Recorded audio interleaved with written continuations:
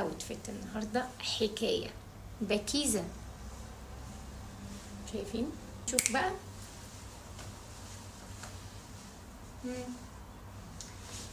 ايه رايكم في الجمال ده بغض النظر عن الشراب اللي انتوا شايفينه؟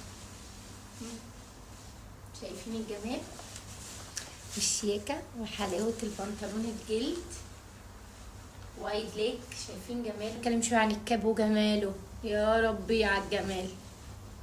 بصوا الجمال. عايزه اقول لكم خامته فظيعه فظيعه، بتدفي دفى وناعمه نعومه. بس خلي بالكم ده ما ينفعش يتغسل في الغساله. وطوله حلاوته خطير. بصوا الجمال. خطير خطير.